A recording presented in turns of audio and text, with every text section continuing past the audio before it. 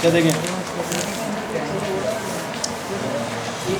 हम पढ़ा मैट्रिक की फिजिक्स का चैप्टर 16 का टॉपिक हमारे पास इलेक्ट्रोस्टैटिक इंडक्शन। इलेक्ट्रोस्टैटिक इंडक्शन क्या होता है? देखो बोल रहा है, when a charged body is brought near to another uncharged body, then the uncharged body under the influence of a charged body without contact and charge remain on that body. This phenomenon is called electrostatic induction and the body is called induced charged body.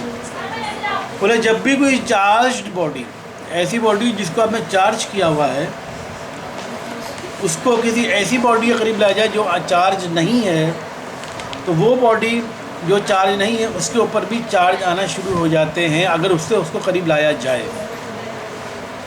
ठीक है, एक body है जो कि charge body है। अभी मैं समझाता हूँ, ये पूरा इसके एग्जांपल स्टेप है। जब कोई चफेदार से ये पेंसिल ये चार्ज बॉडी है, कैसे पता चलेगा चार्ज बॉडी? जैसे आमतौर पर हम सर्दियों में कंघा करते हैं तो कंघे बाल से चपकता है, देखा है? कंघे को आपने कपड़े से लगा वो भी चपकना शुरू हो जाता है, देखा ना? चपकता है, इसका मतलब वो चार्ज हो गया, कंघा चार्ज हो गया है। ठीक है, और ये कपड़े से चपकना शुरू हो गया है।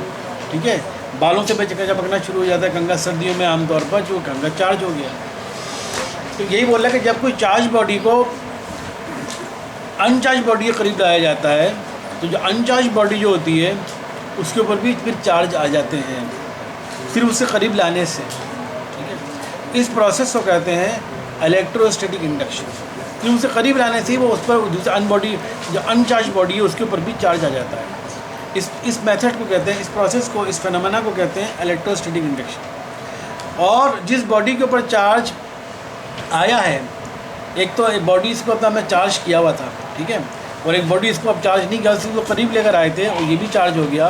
तो ये जो बॉडी जो चार्ज हुआ है इसको कहेंगे इंड्यूस चार्ज बॉडी। अब ये कैसे होगा, इसके एक एग्जाम्पल उन्होंने बताई गई। ये देखो, बोले the following experiment explain the phenomena electrostatic induction. इस प्रोसेस को कहते हैं इलेक्ट्रोस्टैटिक इंडक्शन। क्या होता है? नंबर 1, ये डायग्राम पर आप देख रहे हैं, ये डायग्राम ध्यान में रखेंगे। ठीक है, क्या होता है भाई, कैसे करते हैं?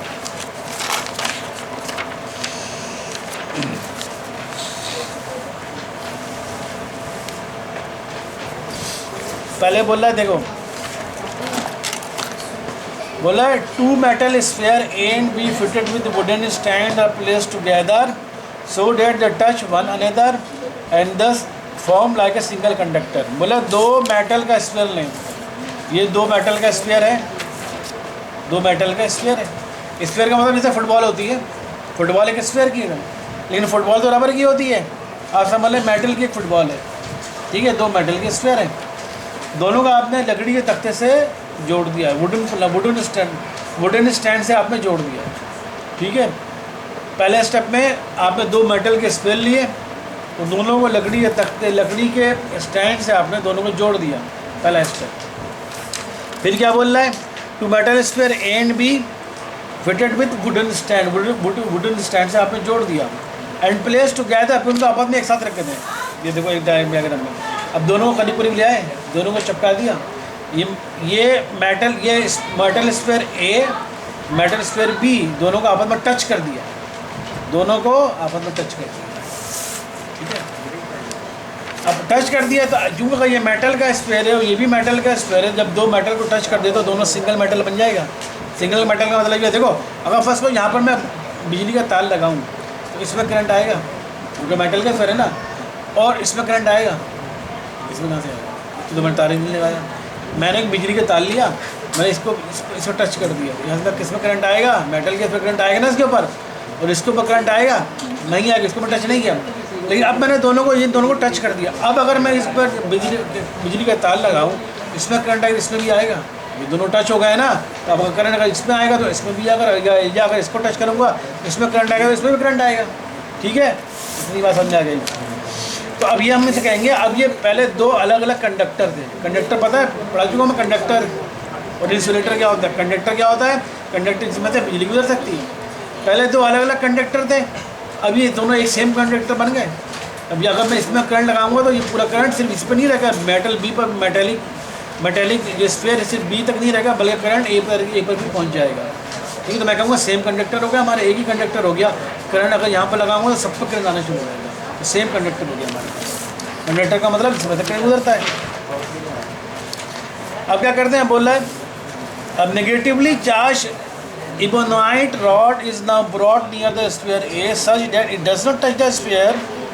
As a result, positive charge is induced on sphere A and negative charge on sphere B. अब ये बोल रहा है इबोनाइट एक रॉड होती है, प्लास्टिक की, रबर की एक रॉड होती है, ठीक है। उसको जब भी आप खाल के ऊपर, किसी भी जानवर की खाल के ऊपर रगड़ेंगे ना तो वो चार्ज हो जाता है। इस तरह कंघा जो है हम बालों पर करते हैं तो चार्ज हो जाता है ना, ये कपड़े के ऊपर वो खींचना शुरू कर देता है, ठीक है। कंघे को आप बालों से बाल पर कंघा करते हैं सर्दियों में आमतौर पर, और टुकड़े कागज़ के छोटे छोटे पीसेस आप रख दें, उसको करीब चपक जाएगा, देखा कभी करके वो चपक जाता है। कंघे को बालों पर करें, अच्छी तरह बालों पर कंघा करें, करने के बाद तो कंघे को किसी पेपर के छोटे छोटे टुकड़े, पेपर के कागज़ के छोटे टुकड़े फाड़ के रखें, उस कंघा उसको करीब रहे, देखें कागज़ चपक जाएगा उससे। आपने कंघे को चार्ज कर दिया है। कंघा नॉर्मल कंघे को आप लेकर आएंगे तो चपकेगा नहीं वो कागज़ से। जब आप बाल पर कंघा करेंगे, करने के बाद काफ़ी देर दूर करने के बाद आप देखेंगे सर्दियों में बहुत जल्दी हो जाता है, गर्मी में थोड़ी देर से होगा। जब देखेंगे आप जो कागज़ के पीस पे लाएंगे, आप देखेंगे वो कागज़ का पीस छोटा छोटा टुकड़ा, कागज़ बड़ा टुकड़ा नहीं, छोटे कागज़ छोटे छोटे पीस फाड़ के रख लें, वो कंघा उससे करीब लेंगे, कंघा से वो पीस में चपकना शुरू हो जाएगा, तो हम कहेंगे हमने कंघे को चार्ज कर दिया। इसी तरह इबोनाइट क्या होता है, एक प्लास्टिक की, रबड़ की एक रॉड होती है, उसको जब भी किसी खाल, जानवर की खाल पर रगड़ेंगे ना तो वो उस पर चार्ज हो जाता है। उसके करीब अगर आप कागज़ के छोटे टुकड़े टुकड़े लगाएंगे ना वो उसको चपकना शुरू हो जाएगा। समझ आ रही बात ये? अब क्या बोल रहा है, नेगेटिवली चार्ज। अब ये जो रॉड आपको नजर आ रही है, ये नेगेटिव माइनस का नेगेटिव चार्ज की रॉड है। ये इबोनाइट की रॉड होती है, और कैसी होती है, ये प्लास्टिक की एक रॉड होती है या रबर की रॉड होती है, जिसको हमने चार्ज कर दिया और नेगेटिवली चार्ज इसके ऊपर आ गए हैं, उसको इसके हम करीब लेकर आ गए, दोनों स्फीयर के मेटालिक स्फीयर करीब लेकर आ गए। Negative charge ebonite rod is now brought near the sphere A such that it does not touch the sphere A. इसको करीब लेकर आए, इसको टच नहीं किया, सिर्फ एक करीब लेकर आए। As a result positive charge is induce on. अब क्योंकि इस मेटल पर, जो मेटल के जो स्फीयर है, इसमें जितने भी पॉजिटिव चार्ज होंगे वो सब एक तरफ हो जाएंगे नेगेटिव चार्ज चपकने के लिए, क्योंकि पॉजिटिव और नेगेटिव आपस में अट्रैक्ट करते हैं। तो इस मेटल के अंदर जितने भी पॉजिटिव मेटल के ऊपर पॉजिटिव चार्ज क्रिएट हो जाएगा, और सारे पॉजिटिव इसके करीब एक तरफ आ जाएंगे इस नेगेटिव चार्ज की वजह से, जो इबोनाइट की रॉड है तो करीब हो जाएंगे। As a result positive charge is induce होता है, हम कहेंगे स्फीयर ए में पॉजिटिव चार्ज इंड्यूस हो गया, यानी प्रोड्यूस हो गया। And negative charge on B, और मेटल बी पर जो होगा तमाम नेगेटिव चार्ज उससे दूर हो जाएंगे। क्यों? क्योंकि नेगेटिव चार्ज की इबोनाइट रॉड है, इबोनाइट रॉड जो उसमें नेगेटिव चार्ज है सारे, तो जितने भी पॉजिटिव चार्ज होंगे वो सारे एक तरफ आ जाएंगे, और जितने भी नेगेटिव चार्ज हो उससे दूर भाग के बी मेटल का जो स्फीयर है उस पर तमाम नेगेटिव चार्ज एक तरफ आ जाएंगे, ए मेटल का जो स्फीयर है उस पर तमाम पॉजिटिव चार्ज होकर एक तरफ आ जाएंगे, ताकि इसे चपकने की कोशिश करेंगे।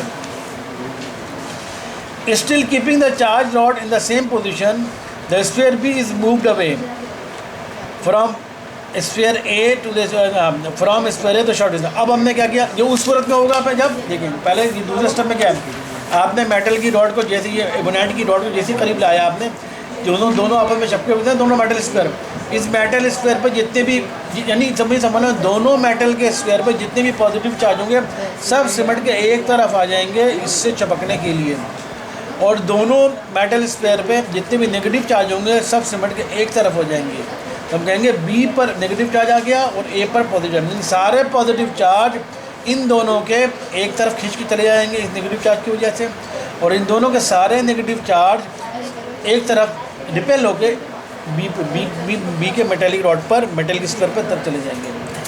अभी चूँकि दोनों आपस में टच हुए हैं, ठीक है, तो दोनों पर पॉजिटिव और नेगेटिव चार्ज प्रोड्यूस होगा, दोनों मेटल के स्फीयर पर पॉजिटिव और नेगेटिव चार्ज प्रोड्यूस हो जाएगा, लेकिन सारे पॉजिटिव चार्ज एक साइड पर आ जाएंगे, सारे नेगेटिव चार्ज एक साइड पर आ जाएंगे।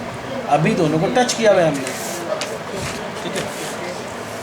अब इस स्टेप में हम क्या बोल रहे हैं, still keeping the charge rod in the same position, charge rod को यहीं पर करीब रखें, चार्ज की जो रॉड है आपने तो करीब रखा हुआ है, ठीक है। इसलिए sphere B is move, sphere B को अब हमने पहले टच हुआ था ना, स्फीयर बी मूव टच हुआ था ए से, स्फीयर बी को अलग कर लें, स्फीयर बी शॉर्ट डिस्टेंस, थोड़े डिस्टेंस फासले पर अलग कर लें। The negatively charged rod is removed as shown in the figure and then the sphere A and B are touched at bottom. अब आप देखेंगे स्फीयर A पर सारे पर पॉजिटिव चार्ज आ चुका होगा और स्फीयर B पर सारे पर नेगेटिव चार्ज आ चुका होगा। तो हम कहेंगे स्फीयर A पर चार्ज इंड्यूस हो गया, स्फीयर B पर चार्ज इंड्यूस हो गया, चार्ज प्रोड्यूस हो गया। तो इंड्यूस चार्ज रिमूव, A और B है पॉजिटिव चार्ज, ठीक है। तो हम कहेंगे इस प्रोसेस कहलाता है इलेक्ट्रोस्टैटिक इंडक्शन, यानी हमने एक चार्ज बॉडी के जरिए दो अनचार्ज बॉडी के ऊपर चार्ज प्रोड्यूस कर दिया। ये एबोनाइट की जो रॉड थी वो एक चार्ज बॉडी थी, उसने चार्ज किया था। कैसे चार्ज किया था? किसी भी जानवर की खाल पर रगड़ेंगे तो वो चार्ज हो जाएगी। यूट्यूब पिक्चर आती हैं, आप लोग यूट्यूब इस्तेमाल किया है, करते हैं ना, यूट्यूब पर सर्च करें एबोनाइट की रॉड को, आपको दिखाएगा किस तरह से कर रहे होते हैं, चार्ज कैसे कर रहे होते हैं। यूट्यूब पर सर्च किया करें सब चीज़ें, जो चीज़ आपको के लिए समझ में ना आए ना तो यूट्यूब पर चेक करें, तो पूरी वीडियो बनी हुई आ जाती है, नजर आ जाएगा आपको। एबोनाइट की रॉड क्या होती है? प्लास्टिक की या उसकी रबर की रॉड होती है, जिसको किसी भी जानवर की खाल पर रगड़ेंगे, जिस तरह कंगा को सर के ऊपर रगड़ते हैं, बालों में रगड़ते हैं, कंगा करते हैं, तो कंगे में चार्ज आ जाता है और वो कागज़ के छोटे छोटे पीसेस को चपकना शुरू कर देता है। इस तरह एबोनाइट की रॉड जो है वो भी प्लास्टिक की या रबर की एक रॉड होती है। उसको जब भी आप चार्ज करते हैं, जानवर की खाल पर रगड़ते हैं, वो चार्ज हो जाता है। और जब उसको दो मेटल स्फीयर के ऊपर लेकर आएंगे करीब में, तो इन मेटल स्फीयर के ऊपर भी चार्ज प्रोड्यूस हो जाएगा। ऐसा चार्ज प्रोड्यूस होने को कहते हैं इंड्यूस चार्ज प्रोड्यूस होना। इस तरह चार्ज प्रोड्यूस होने का प्रोसेस कहलाता है इंड्यूस चार्ज प्रोड्यूस होना, ठीक है। पॉजिटिव और नेगेटिव चार्ज इंड्यूस और ए एंड बी पर, ए पर पॉजिटिव चार्ज और बी पर नेगेटिव चार्ज प्रोड्यूस हो जाएगा। क्यों?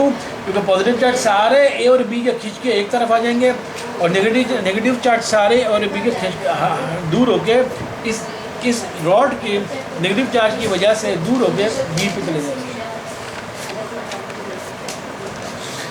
ठीक है। तो ये प्रोसेस हमारा कहलाता है, इस प्रोसेस को कहते हैं इलेक्ट्रोस्टैटिक इंडक्शन। इस प्रोसेस को कहते हैं, इस फेनोमेना को कहते हैं इलेक्ट्रोस्टैटिक इंडक्शन।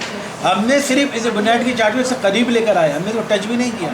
तो इन दोनों मेटल के स्फीयर के ऊपर चार्ज प्रोड्यूस हो गया, एक पर पॉजिटिव चार्ज, एक पर नेगेटिव चार्ज।